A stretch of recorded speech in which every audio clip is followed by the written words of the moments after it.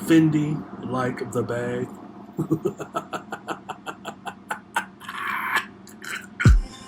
This is the I Refuse podcast. Welcome back, everybody. It's Mr. Fox of the I Refuse podcast. I'm back with another episode. So I went to the movies last night with a couple of friends to see the Oppenheimer movie, directed by Christopher Nolan, starring Cillian Murphy and what's the girl's name? Emily Blunt. So there are a couple of other people in the movie as well. So if you do not know, Oppenheimer is an autobiographical movie with some creative license about the man behind the Manhattan Project, the scientist who was hired by the government, so to speak, to develop, create, cultivate the science behind a multitude of atomic bombs under the umbrella of the Manhattan Project. So it starts off with him in his somewhat in his youth, in a program under the tutelage of a very demanding professor who he's not too keen on, to the point that he attempts to off the man by poisoning an apple on his desk. At some point, there is a visit. There's a visit by a more well-known person coming just to see what's going on. The professor makes some passive-aggressive comments as to undermine the greatness of young J. Oppenheimer. The visiting guy goes for the apple and tries to take a bite of it, to which Oppenheimer throws it in the trash. At some point, word gets around that J. Oppenheimer is actually pretty good, but along the way he's still met with some kind of undermining by, I guess, greater, more well-known scientists. One particular, I guess, famous Nobel Peace Prize winning person who is portrayed in this movie by Josh Hartnett, who I have not seen in a movie since O, which was like the early 2000s. Seeing Josh Hartnett in this movie kind of really unlocked a lot of memories for me, which is a whole nother conversation for a whole nother episode. So at some point, the character that Josh Hartnett plays, keep in mind that the characters in this movie are based off of actual historical figures that Oppenheimer meets along, during the course of his life. But also in the background, there are some things in his personal life that also play a role later on in the film. The fact that Oppenheimer is Jewish, who, while also during those times, the government and other folks were essentially on like a witch hunt to expose perceived communist and communist sympathizers during the time. I'm trying to think of the name of it.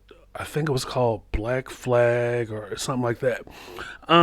So at some point, he takes up with a woman who is believed to be a current communist or a former communist. They become husband and wife, but he continues an affair with a woman who is believed to be an actual communist, and a spy, who he continues to see while on the path to the Manhattan Project, playing a role in the Manhattan Project. Matt Damon is in this movie, plays the de facto general that is sent to, I guess, haze or interview this guy, doesn't really particularly care for Oppenheimer politically, but understands that World War II is getting out of control. On the orders of Truman, we must get this thing like squelched. We must get this thing done, and we must win at all costs. Now, going into this movie, having watched The Man in the High Castle, which is on Amazon Prime, which is pretty much a TV series, a fictional TV series that plays out the what if World War II had actually went in the other direction. If the Nazis and Japan had actually won. At some point during the movie, the Germany and the Nazis concede, which at that point, some folks that are part of Oppenheimer's team in the movie start to doubt, second guess the motives for continue to create the bomb. There is some argument back and forth within the laboratory, which at this point in the movie, the government is so dedicated to getting these bombs made that any personal or political disagreements that the general has, or the president has, or any of the military officials have with Oppenheimer, and this perception that he may be giving details or intel to an opposing party, that they actually go to a part of New Mexico to set up a town for all scientific staff, all engineering staff, mathematical staff, anybody that's part of Oppenheimer's team in Oppenheimer and their families to live and operate while they work towards developing these bombs. At which point, they also test this stuff out in the middle of the desert. So, while we have all that going on, right, there's also a conflict in conscience inside of Oppenheimer. There is a conflict of morals and ethics, at some point, by way of, I want to say, psychological directive presentation. As Oppenheimer is talking to the citizens of the U.S., there is one of many instances, courtesy of Christopher Nolan, where he suspends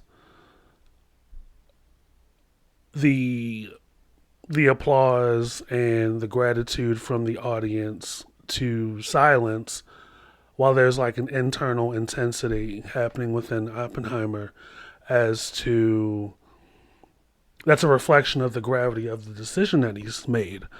That given his early association and talks with Albert Einstein, which, by the way, the actor that portrays Albert Einstein in the movie looks exactly like Albert Einstein. So there is pieces of some heavy conversation or advice that Albert Einstein gives to Oppenheimer that alludes to that alludes to some questions of conscience. Like, you have to understand the large amount of ramifications, long-standing effects that come with testing out dangerous elements on American soil, not too far from where people live and breathe. Um, and not only like just the Japanese and the Germans and Hitler's people in parts of Europe, but U.S. citizens that you were put here to fight for or protect, which is ultimately what the atomic bomb was for. Um, so you have all of these themes. You have all of the political stuff, which a lot of people really, if you want to like understand like world history and particularly United States history, you have to understand that like back in the early 20th century, on the path to World War II, a lot of people were very, very paranoid. And there wasn't necessarily a regulation on political power or political reach. Like, there was nothing stopping J. Edgar Hoover and some high level power men from crossing ethical lines and moral lines. What we know now to be ethical and moral, that limit and restrict people that have too much power. You got to understand that like they were targeting a lot of people domestically that were quote unquote citizens of the United States. And 9 times out of 10, I want to say that was definitely based off of prejudice, definitely based off of bias of some kind. That if you look a certain way, then you must be targeted. You must be against the greatness of this country. When at some point, so this movie isn't just about Oppenheimer and him making the bomb. There is definitely I want to say an inquisition or an interrogation or an informal trial that plays, well, trial's a strong word. Another thing that's going on is this the renewal of Oppenheimer's security clearance. Now, I've never seen this happen before to where you actually have legal representation. You have a legal representation, you have a panel of people at the other end of the table. You have, I believe, the legal team that represents the government across from your lawyer, and then you're at the other end of the table, being questioned about what's perceived and what's rumored to be. They go through your personal life. They go back as far as 15 or 20 years at this point. And this is happening pretty much after the United States has won World War II, so to speak. After you've spent numerous hours working on a series of atomic bombs to please the country. They've essentially used you for X amount of years just for them to question your loyalty, to question your faith, to question your motives because of something you did personally, which was you continued to have an affair with a woman that was known to be a spy to other people, and possibly known to you to be a spy. You have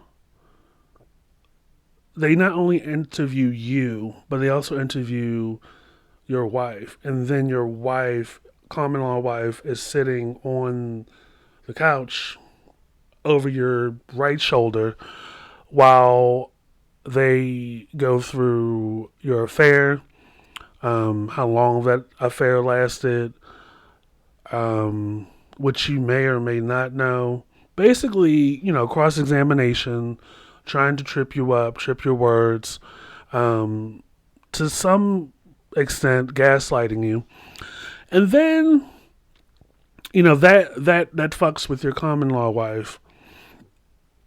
And that causes some riffraff between you two in a hotel room with your legal team. And then on top of that, there is a whole government panel, political inquisition as to that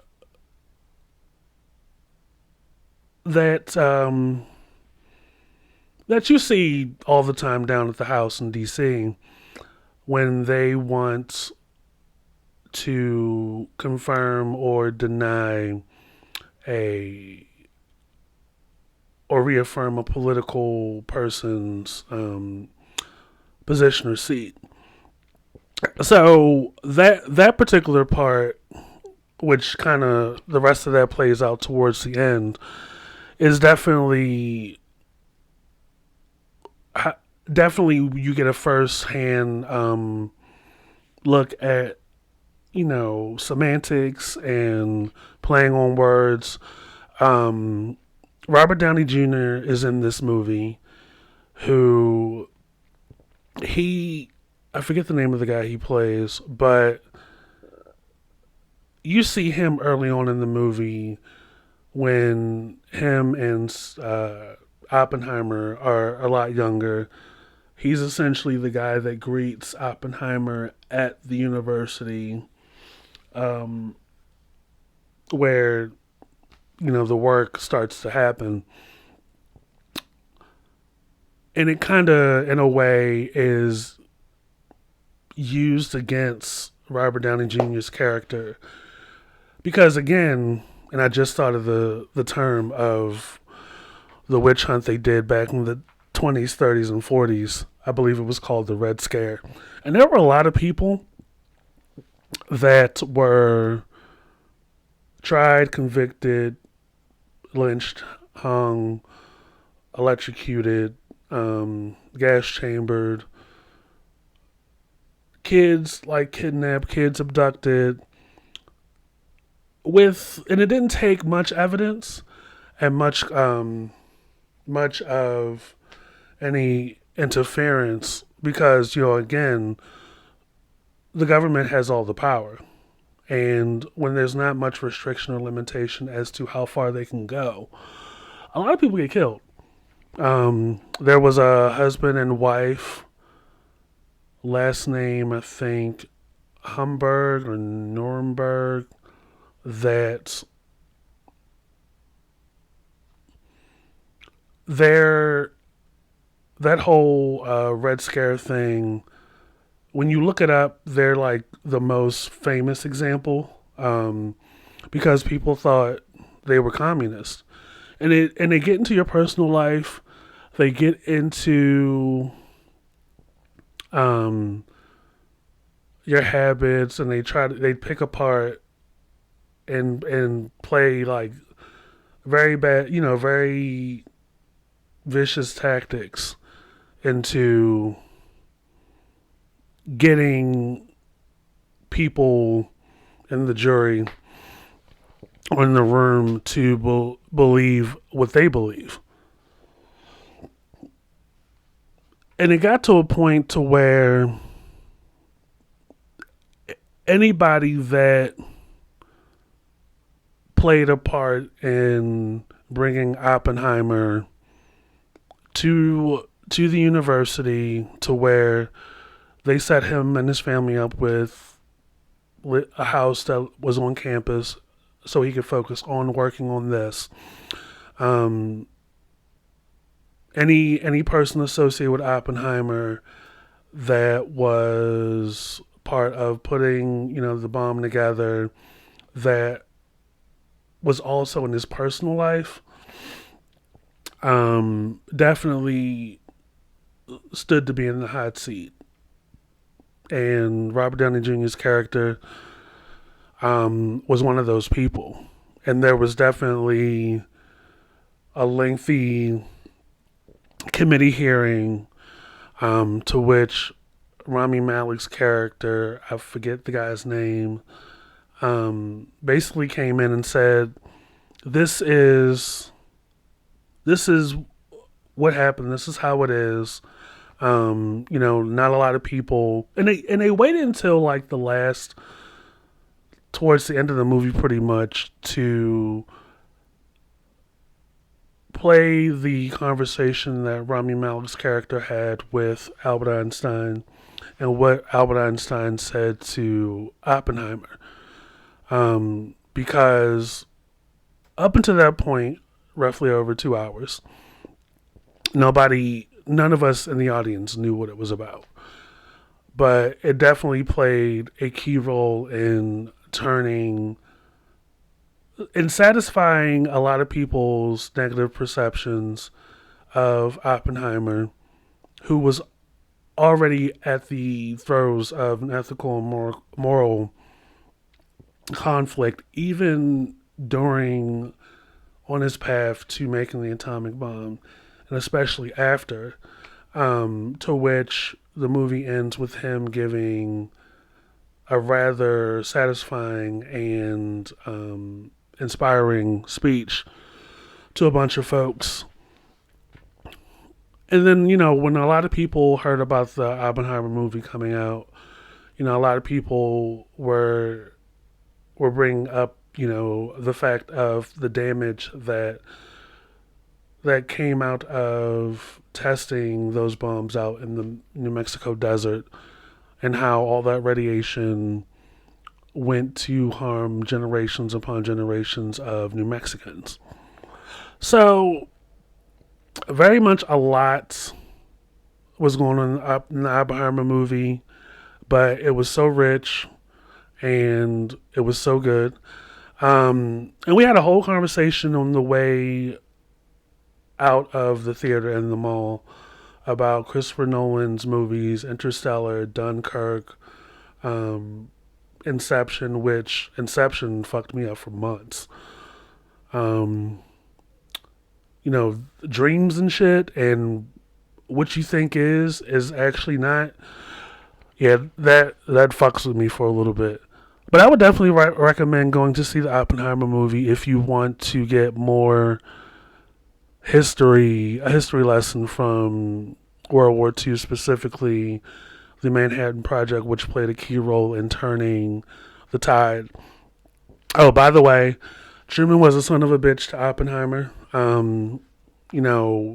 Word got back to Truman as to Oppenheimer's, I guess, emotional state or internal wranglings, that Oppenheimer was in the Oval Office with Truman and basically expressed his, I wouldn't say dissatisfaction, but the magnitude of the toll it was taking on Oppenheimer after the war was won. He felt ethically and morally responsible for the deaths of so many Japanese people and so many human beings. To which Truman looked at him and said, "It's not on you. I made the decision to do that." And I think he said something to the effect of, "People don't know who you are."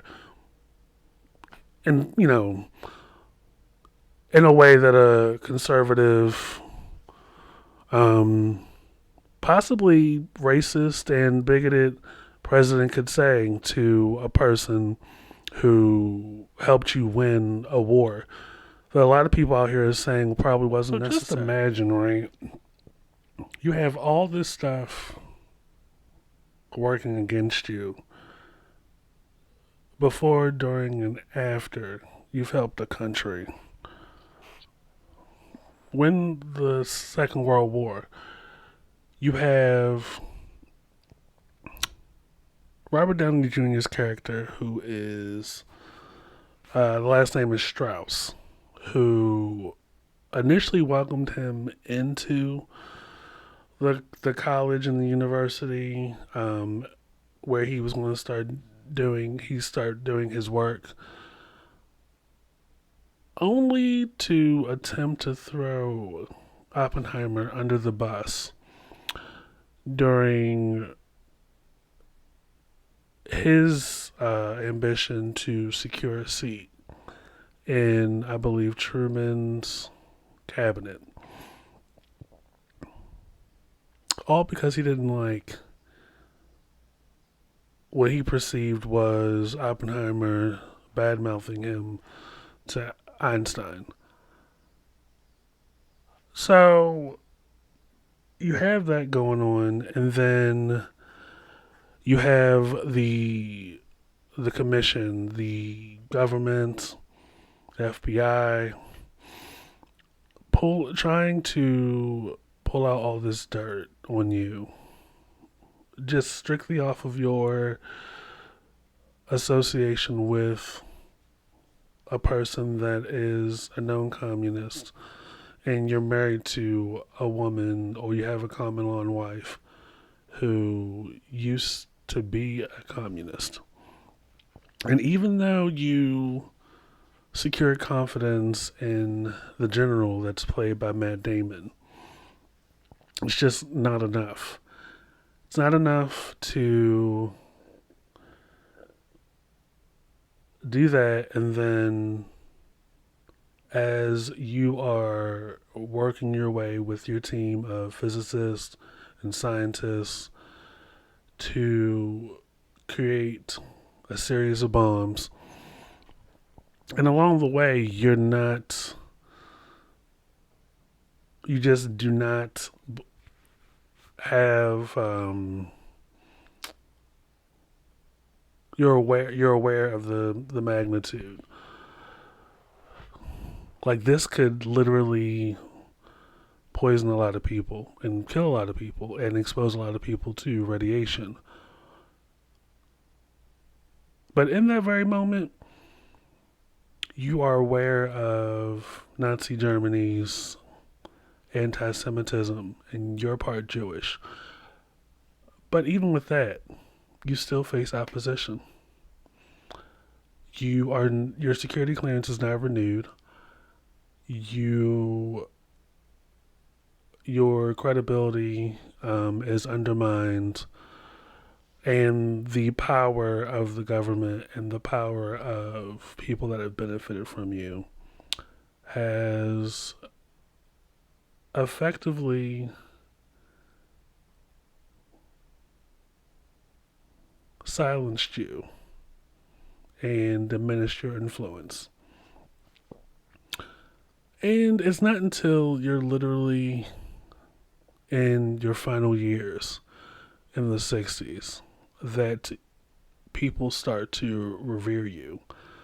You've, for at least 15, 20 years, you have spoken out against nuclear weapons and atomic bombs and all that other stuff. And it's just not enough.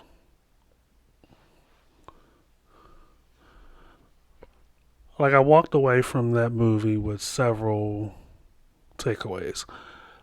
A was, where did Chris Nolan dig up Josh Hartnett, who did a phenomenal job, by the way. And Josh Peck is also in this movie as well. We love a Disney actor, former Disney child actor, getting a role in what looks to be a major Oscar contender next year. But There are some heavy hitters in this movie, all the way down to Rami Malek, who who played the role of like a technician in one of the laboratories. I believe that was under Albert Einstein, and basically his the character's testimony at the I guess the Senate commission or a confirmation hearing for Strauss led to Strauss not getting the seat in the cabinet, which that had to hurt. But it's just like you have the geopolitics and you have, regular politics where people will backstab one another even as they welcome you with one hand. They will try to stab you in the back with the other. A lot of people, when you think about it, there are very, very much relatable themes in the movie that apply to life today. And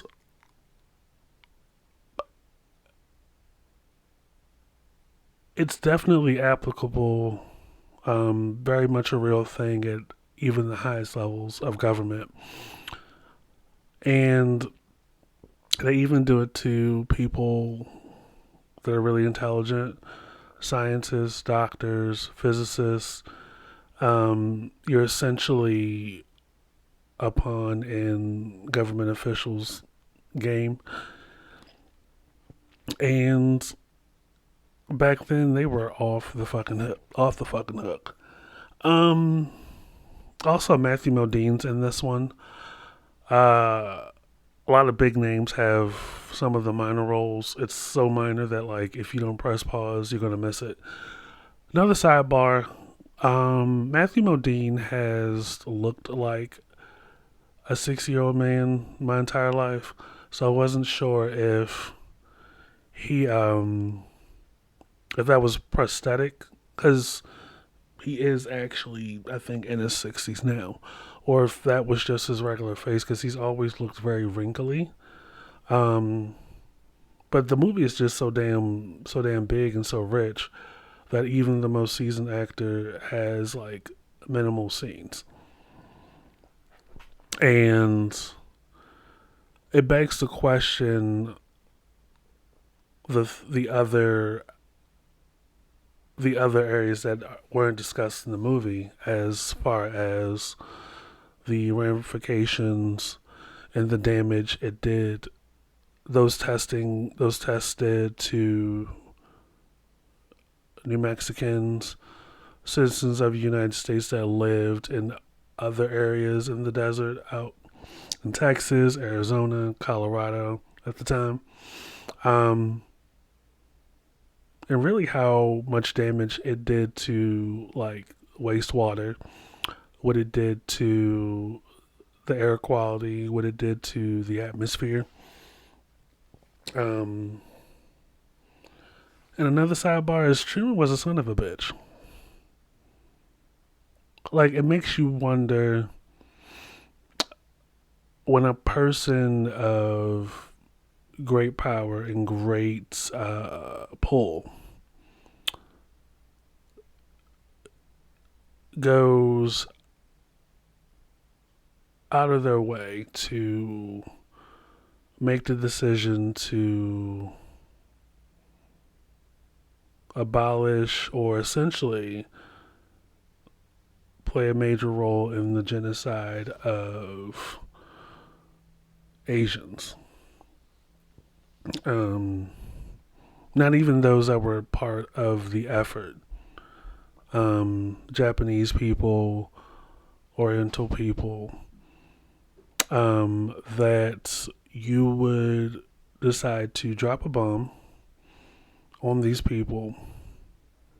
It doesn't matter who was on the ground. Because you want to win this war.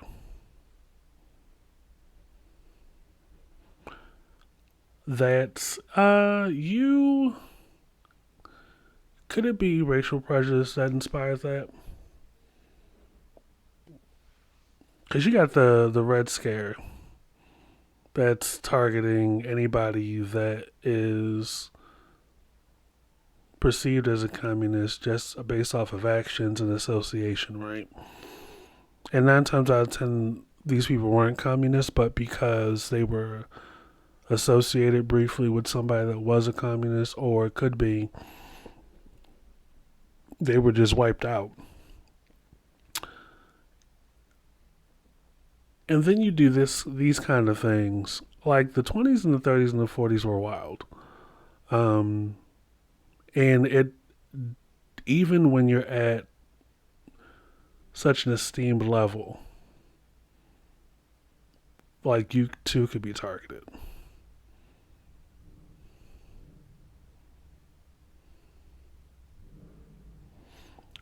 A lot of themes covered in this movie.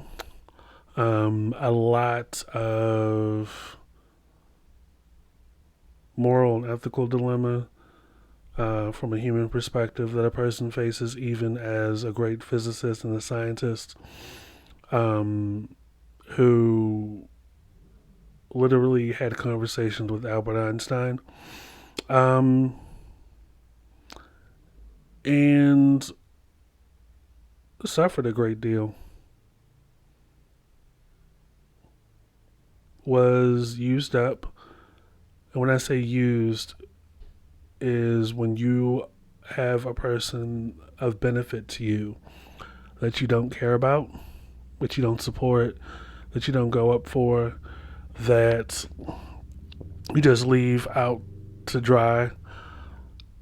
Oppenheimer was definitely used up, and because someone else was of greater value than he was politically and in the eyes of the government, his influence was diminished, and he was basically relegated to the point that he didn't matter until later in life.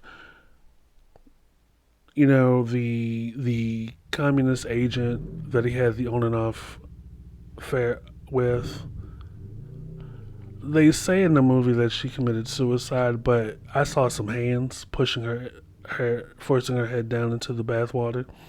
Another conspiracy theory, I think. Because when you know too much, shit could happen, especially in those days. And then Oppenheimer's wife ended up dying in the 70s. We all know Truman died in the late 60s. But Oppenheimer did all that and didn't even get a Nobel Peace Prize. Like what he did for World War II ultimately could have led to that, but of course, insecurity of others caused a great deal of problems. But shout out to Christopher Nolan for getting that movie done. 3 hours. 3 hours. Went by really quick. So I give it like a 9 out of 10. Great to see Josh Hartnett in movies again on a major role. Haven't seen him, like I said, since the movie O, which was so stupid. He looked good. I say y'all should go see it. This is Mr. Fox, the I Refuse podcast. Be sure to follow, subscribe wherever you see the I Refuse podcast. We are on Twitter at I Refuse Podcast, on Instagram at I Refuse Podcast _ between the words. We are on 8 streaming platforms, and we, of course, are on YouTube. Show love wherever you see us. We appreciate it. We are even, like I said, on the Bird app, aka Twitter. Still strong. And we will catch you guys later. Go see Oppenheimer. A lot of the gay twinks went to go see Barbie. I might see it because it's somewhat autobiographical. Rhea Perlman plays the lady that invented the Barbie doll, so she's in it. So I'll probably see it after the shit dies down. But definitely recommend Oppenheimer for anybody that's into political history, world history, United States history, um, government history, and loves getting into morality and ethical themes and the human condition. 9 out of 10. Another hit for Christopher Nolan. Cillian Murphy as the lead did really well. One of the Blunt sisters who plays his wife did really well. Josh Hartnett was good. Matt Damon was good. Jason Clarke was good. Spelled just like my name, but he has an E at the end of his last name. So everybody did really well. The cast, long list of names. Some familiar, some not. I recommend it. We will catch you guys later. Bye.